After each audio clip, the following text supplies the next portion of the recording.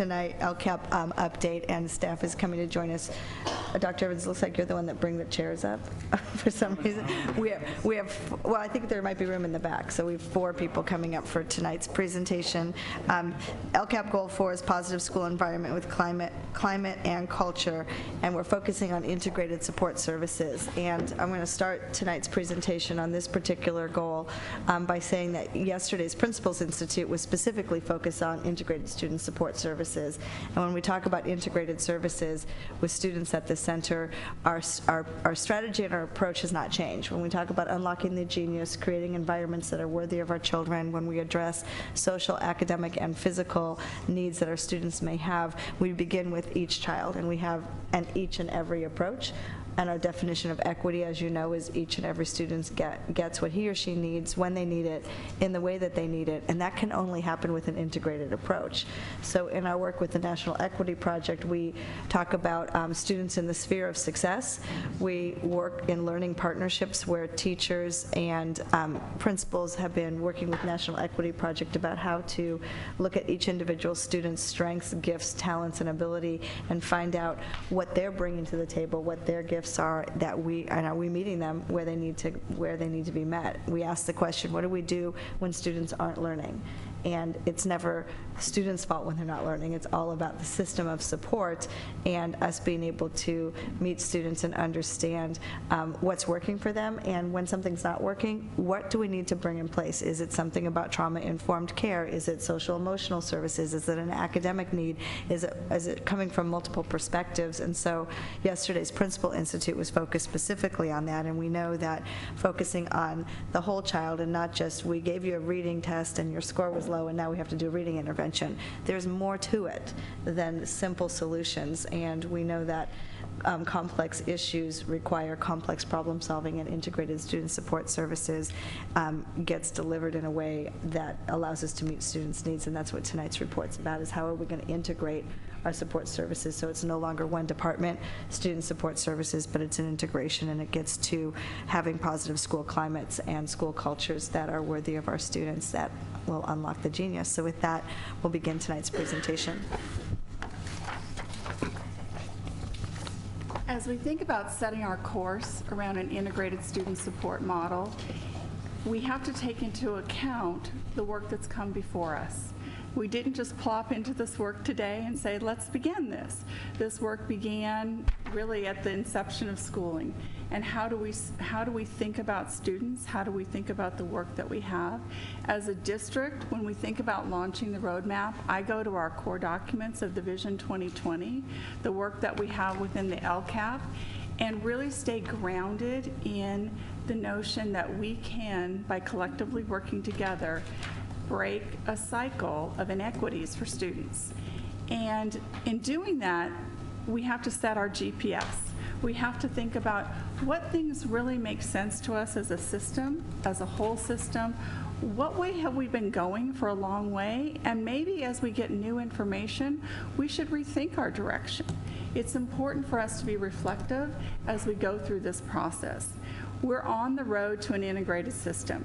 In order to achieve that, it's going to take a high level of collaboration, connectivity, and really thinking about how do we go sometimes from a siloed approach of I'm working by myself because this is what I know, this is the environment that I've been provided, to sometimes a coordinated approach where we might work as a team, we have the same goal, but we might actually do that same work in different locations. So how do we think about that differently? Is that the right way to support our students? To more of an integrated model, and we're still imagining that. We're imagining the place that we can get to, because as we design this and as we look to our colleagues across the nation that have done a lot of research in this, we know that it will take us to the next place that we want to go to for our students in San Diego Unified. We do have a theory of action, and that entails really thinking about an inquiry approach. So Superintendent Martin spoke first of our inquiry question of how do we as a district respond when our students aren't learning.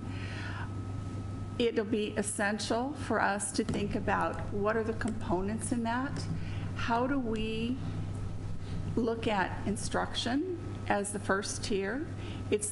It's the element that we have to stay grounded on. Often when we think about an integrated system of support, we go into a model that moves us away from the classroom. And so how do we stay closest, as Donna shared earlier, closest to our students? We really need to know them as an individual, what their learning strengths are, what their learning challenges are, and then who else do I need to connect with? And analyze, why do our students connect or disconnect from us as a system? I go to our checks data, I look at our California Healthy Kids survey, and are we really looking at that meaningful participation, at that engagement, at those caring relationships? We had an opportunity to share that work with our principals yesterday at the Principals Institute, and they were able to look at their factors of what is their staff saying about that and what are their students saying. So as we dive deeper into the data that we have, it will also help us shift our system as we work collectively.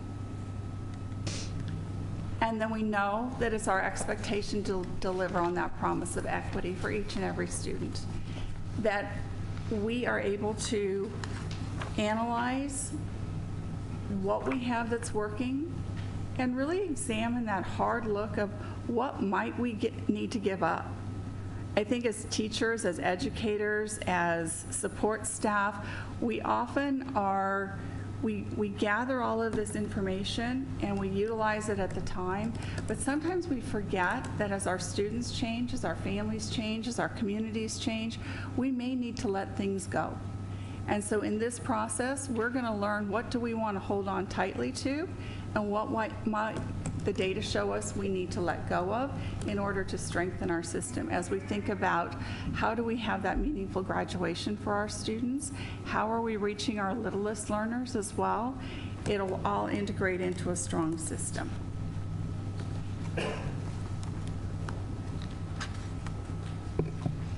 We brought some data tonight, and we wanted to share this data because it highlights the promise of an integrated system.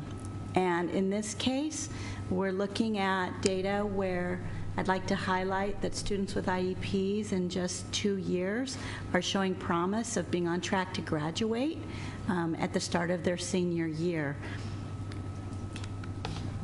On the next data slide, this particular one shows after just 2 years, and we see across data points that there's this very similar stair-step effect of improvement. Again, this data is showing some promise of an integrated system and the power of strategically planning intervention and supports for students at their point of need, and the power of that over time. We believe that the value of this integrated system will only take our students further successfully.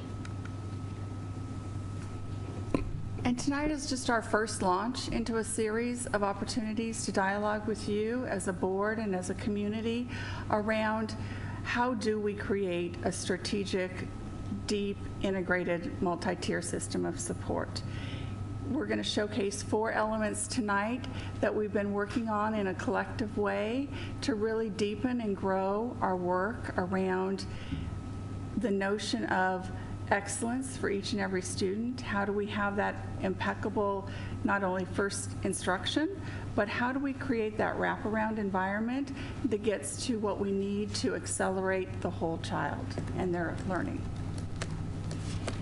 Last year, I had the pleasure of talking to you about our elementary counseling redesign work that we were doing.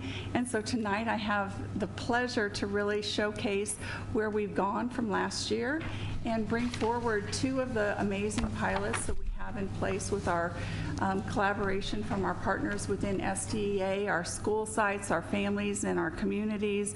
They all came together for these 2 pilots to ensure that we really could launch something different for the start of this school year in these 2 communities. And I'm going to speak first about the Crawford pilot. We have set in place, we have 8 elementary schools, and each of our elementary schools has a full-time counselor. That's huge for us as a school district. We have very few full-time counselors, And with that, there's that expectation that they are then able to not only provide preventative supports within the classroom, they're able to provide small group instruction, they're helping navigate the school climate work, they work closely and collaboratively with their school nurses, their psychologists, their speech and language pathologists to really make an impact in the lives of our students. So that piece has launched, and they're very excited. They're so proud. They meet, the Crawford Cluster actually has a collaborative planning day 4 times a year. So all of the schools, the elementary schools get together, so the counselors are joining in that as well and continuing to deepen their understanding. The second pilot that we have happening is a vertical alignment around our restorative practices work. And so we added an additional counselor to Porter, so the Porter now has 2 full-time counselors because they do have 2 different campuses, and sometimes that's a little tricky to navigate. And then we also have additional support at Knox and at Lincoln, because we believe that if we take a promising practice such as restorative practices and we look at how does that work as we accelerate it up through the different grade levels, we really can make some impact there. The district has provided a lot of professional development through the leadership of Felicia Singleton Daniel. We're using the National Conflict Resolution Center and thinking about how do we then strategically not only use our experts in the field, but we recognize that our greatest experts in this work are our students. And so we have students at the high school and the middle school that are circle keepers. And so they actually are going to the different levels to help facilitate circles. So when something happens in the environment, they are able to come together as a peer-to-peer approach or a vertical alignment approach. So we wanted to share out and thank everybody for the opportunity to continue to grow and build this work.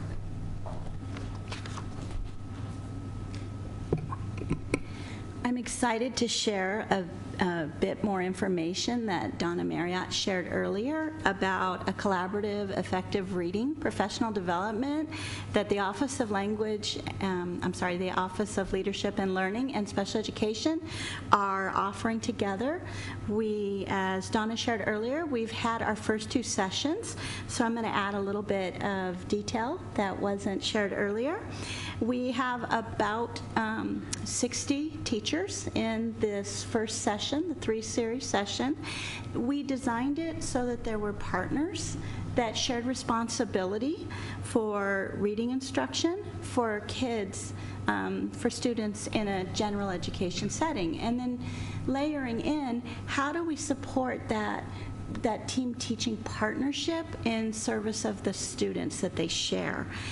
We built it around the reading instruction and how to provide that through best practice and collaborative team teaching. In some cases, we've defined collaborative team teaching very broadly. We wanted to make it very user-friendly and powerful for the students that they share each and every day, whether it was 15 minutes or longer. So we designed it around the interactive reading, read aloud, shared reading, interactive writing, and we intend in our 3rd session to really dive into, with that team teaching and that reading instruction, how do we differentiate instruction so that we serve students during the school day with effective interventions and supports that make a difference in those young readers' lives. And we're very excited about that. In the winter, we will offer for grades 3 through 5 the same opportunity for that team teaching partnership and that shared responsibility to improve outcomes for our students.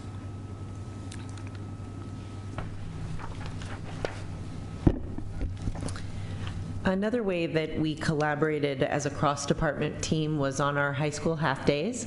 And so this is actually a team of administrators, teachers, counselors, a pretty diverse group. The high school half-days are prepared by the Offices of Special Education, Integrated Support Services, Ed Tech, Language Acquisition, Secondary Schools, and Leadership and Learning. So we've really learned to collaborate and adjust so many voices in the room, which has really made the half days pretty incredible. So our first half day was at Crawford, and the focus was English language arts. Our next half day will be at Kearney, and we'll be studying mathematics. Our third half day will be at Mira Mesa, where we'll study science. And our fourth half day will be at Lincoln. We chose Lincoln because of ethnic studies, and we'll study social studies. The exciting thing about this work is that we're focusing both on content and pedagogy, and so while the content or the subject area may change, we're able to thread the same equity levers through all 4 of the sessions, so we can approach literacy from the same lens but adapt to the content area. So it really makes some really consistent efforts and helps the principal go back to the site and have some consistent languages across all departments. As I move to the next item of collaboration, which are our reconnection efforts, I wasn't sure how many of you have actually met the director of reconnection, and so her name is Mia Funk. She comes to us outside of Sacramento. She's a Claremont graduate. She's a Chieftain. Go Chieftains. Go Chieftains. So I wanted to make sure that you knew that she was here and providing part of the narrative for this portion of our presentation. So another way that we're integrating across the system is through our reconnection department. And if you remember, the reconnection department actually was born out of this idea that our innovation centers on our high schools could be point of need service and meet the needs of any kid, anytime, anyhow, anyway. And so we're updating you tonight on what progress we've made since Mia joined our team in August. One of the things that makes reconnection really important in terms of an integrated approach is that the San Diego Workforce Partnership has really helped us start to build a language around this concept of opportunity youth. And what we learned at our last Student Equity Coalition meeting was that 53,545 San Diego youth ages 16 through 24 are not presently enrolled in school or working and do not have a degree beyond a GED. And this isn't San Diego Unified, this is the county, 53,000. Approximately 19,000 students aged 16 to 24 in the city of San Diego are not engaged in an educational institution, and approximately 16,950 students in San Diego Unified are in transition. 7,500 of them are homeless, 750 students are in foster youth, 8,000 students are military dependents, and over 700 students are from refugee families. The beginning of Reconnection started with the development of a Reconnection Committee. So the Reconnection Committee met and determined what types of work groups that they wanted to develop to start moving this work so that there was going slower to move fast. One of the work groups includes the alternative education, and this particular work group is looking at non-traditional learning. So they want to put together processes and procedures. How do we refer kids to a different kind of learning, but one that is encapsulated at the high school so they're not sending kids someplace else? And so they're looking at flexible learning. What time of day might learning happen? How might learning happen? Could learning be blended? In the second group, they're looking at credit recovery, and one of the areas they're studying is partial credit. So if a student has multiple transitions and starts to earn some credit but then has a transition, how do we look at partials and have a legitimate way to transfer partial credits to different sites that they may or may not choose to go to? The third group is family engagement, and this particular work group was interested in supporting the work of restorative practices through a parental lens. The next group were transitions, so studying referral and transition processes, and something really interesting we've been learning about our students that return to us from the criminal justice system is that they're not always referred back into our schools. They're referred to schools outside of San Diego Unified and not referring them back to us as an option. Foster youth placements and this concept of opportunity youth. And finally, one of the work groups is around work readiness, and this group is targeting disengaged students to build work experiences and skill development. And, oh, did I not forward it? And a major focus of this group is the collaboration between the San Diego Workforce Partnership, San Diego Youth Development Office, and the San Diego Continuing Education, and ALBA. Another piece of reconnection, which is not part of the work groups, but we thought it was important that as we develop these new point of need systems, that a major voice that should be at the table is the student. And so at the last Student Equity Coalition, we talked about the process of sites through the ASBs searching for our student equity ambassadors. So our students have been the ones going to their sites searching for the student equity ambassadors. And this particular program, we bring our data to a lot of groups, and we let groups give us feedback, but we don't bring our data to student groups and let student groups tell us how they think that the system should change. And the student equity ambassadors will meet 4 times a year to look at the same data that other groups like the DAC and the CAC look at to give feedback, and hopefully we can convince them to be able to come here and have a conversation with you about what they think about the data. Finally, the Workforce Partnership is going to take on the training of our student equity ambassadors. They're going to teach them about dress, how to speak in public, the soft skills, and then those equity ambassadors will participate in our Student Equity Coalition to lead some of the work around reconnection and opportunity youth. Thank you. As mentioned previously, Alba Community Day School is going through a transformation. It's going to reimage itself in 2017. We're looking at the ways that Alba can bolster their existing wraparound services while partnering with district and community agencies. Some of the changes that we're seeing just this year are the infusion of online learning, authentic career exploration, and that's with San Diego Workforce Partnership, and Check and Connect mentoring.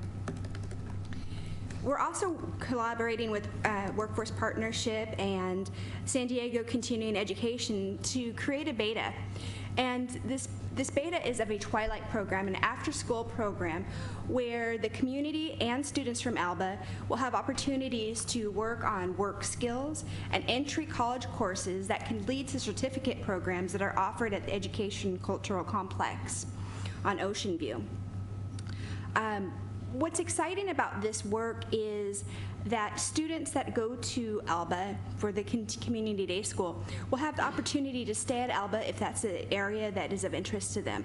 So we're pursuing WASC accreditation so students can truly own Alba and it become their home school.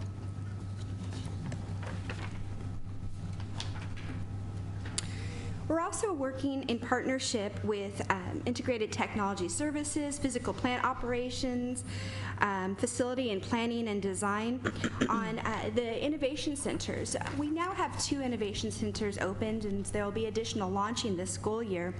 We're working with how do we recruit students to these innovation students? How do we work on a data monitoring system so we can understand which students would benefit from the innovation centers so that we can share opportunities to all students? We're looking at professional development with both counseling and parent groups so they understand the opportunities that innovative learning are. We're trying to mirror that with some of the college and post-secondary opportunities that are out there. More than a quarter of college students will take an online course in their career. And with graduate programs, that goes up to more than 50%. So that way we're working with students that they're practicing their post-secondary opportunities in high school and what that looks like.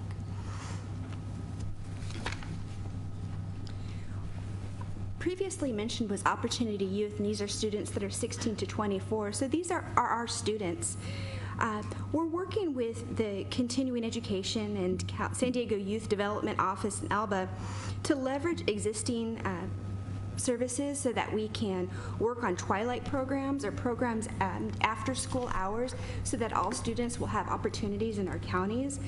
But in addition to that, we're also working with community partners. A good example is the Jacob Center, so that we could look at additional opportunities for students to get re-engaged, not only in the community, but in educational services. The Opportunity Youth, students, the 16 to 24-year-olds, will be a focus of our Student Equity Coalition work. We are going to ask kids what their perceptions are of why students may not be engaged and what are some opportunities they think that students may want to engage in. continuing with the integrated supports and how we're working together, last year more than 1,000 staff members participated in initial trauma-informed care training. This year, in partnership with Integrated Student Supports, we're actually sending groups of our staff members to a train of trainer and models with the county office. This way we can provide professional development that's sustainable and provide uniform internal supports for our schools that as schools are moving forward with our trauma-informed care and they need to have maybe some team facilitation or some additional supports with that work, we'll be able to provide a level of professional development for them for their next steps. We're also working with local community partners to support trauma-informed care in communities. That way we can create some articulated and some targeted approach to service. Going on to what Ms. Truesdale had said, instead of working in silos, working in the broader sense of the community to create a delivery model to support all community members. One area of focus that we're working on, again with the Integrated Student Supports, is our probation supports. We're working with local judges and law enforcement to really focus on transitional supports for our students, where they come in from our school districts so that they have a warm handoff, wraparound support service that are already planned, areas of focus so that we can make sure that we welcome the students into our system and carry supports that they're interested in and may need. In addition to that, we're also looking at how do we work with law enforcement agencies, our schools, our students, to create diversion services and build partnerships so that we can partner with them and have them on our school site with our school officers, with our school counselors, at our school sites during Saturday school.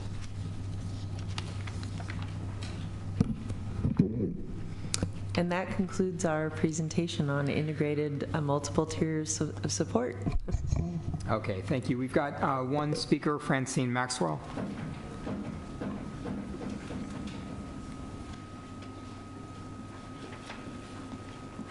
I want to thank you for that regurgitated presentation because we heard that from Dr. Joe Fulcher. We heard that from Dr. Vernon Moore. This is nothing new. We've heard this 2 years ago, but I guess it sounds better when the women say it than when the men say it.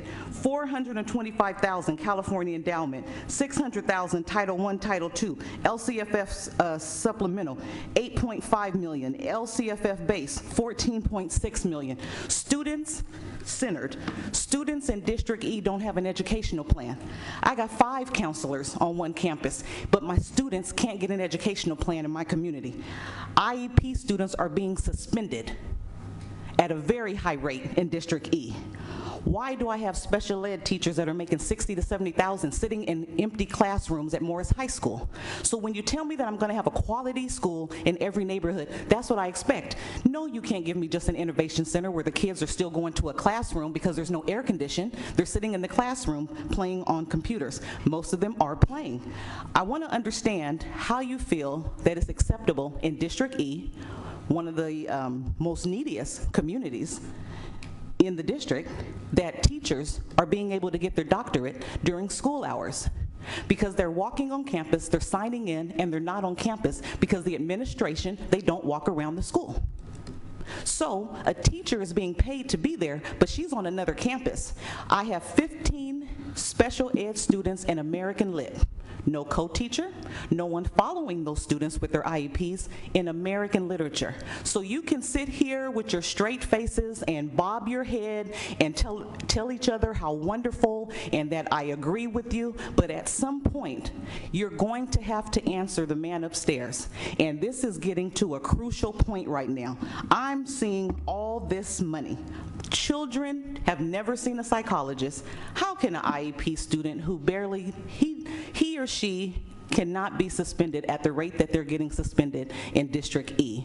And nobody, you're sending over the people, but there's no one there that's actually working. But of course, you're going to tell each other because on paper, it all looks good. Like I said, Dr. Moore presented most of these ideas 2 years ago. And if you go back and because some of you were here, if we go back and pull up the archive, you kind of liked them when Vernon said it. You kind of liked it when Joe Fulcher said it, but you wouldn't put no money behind the things that they wanted to do do in the community that would have moved children. You don't want to work with AAAE. I'd like to know on slide number 11, who's on that committee on the reconnection? What is the outreach for reconnection? Who's alerting the parents, the community, the real stakeholders that would bring to the table? And let me tell you, ASB students, you are wonderful. My daughter was an ASB student, but you're gonna be okay. So if there's ASB students on an equity challenge board, come on. Okay, I wonder, Superintendent Martin, if you can kind of tie this together. What's the big picture that we're trying to get at here? Thank you.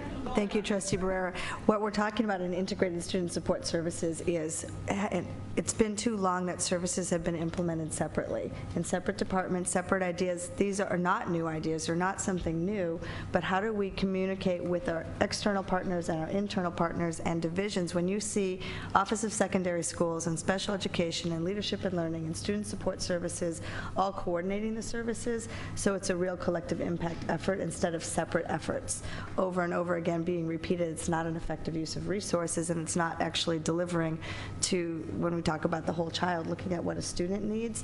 We talked about external services, from parole services to youth opportunity passes and the youth opportunity boards with the reconnection centers, being able to bring those services in and connect them. If it's not integrated, it's happening in a separate way. So a student could be touched 7 different times by 7 different departments and then forget external departments and services that are helping to work with that child as well. We have to work together as teams, and you see this is what happens when you're designing from an integrated approach instead of a division designing something separate from the area superintendents, separate from the principals, separate from the teachers. It has to be coordinated in an integrated way. Thank you. Trustee I think the piece that I sat here listening to the presentation, and the one thing that really stands out in my mind is the whole lack of diversity. It's something that we have to be intentional about. It doesn't just happen. I spent 17 years in this district really working to ensure that we had diversity. And it's not just diversity for the sake of diversity, it's diversity because it enhances learning. It enhances the process. And so we talk about equity and we talk about bringing everyone on board, but it's not manifested in our actions. And I think that's something I really want to see. I want to see us not just talk about it, but to actually see the results of it. Hopefully with the student panels and so forth that you're talking about, we have some diversity coming forward. We'll have some other diverse staff. We'll have some diverse parents. I mean, I just need to see that because I'm not seeing it. We're not going to get where we want to go if we leave out an important segment. Someone mentioned the piece about the judges and so forth. When I was on Voices for Children's Board of Directors, and we used to meet with the head judge all the time, and at first it was just one African-American judge. And then later on, then when I became a CASA many years later, I looked at the diversity. This summer I went to the juvenile court and I saw diversity. That brings a richness in and of itself that you can't ignore. So we as a system, we as a district need to work on that because it will address some of the concerns that we're talking about. Some of the some people being left out. If we're only focusing on one group to get their ideas, their thoughts, then we're leaving out a large segment of ideas and thoughts and so forth. I'm not sure if I'm making any sense to folks, but yeah, this is what. We're listening. Trustees? Thank you. Thank you. Presentation. Okay, we'll move to item E3. President, Yes. Vice President.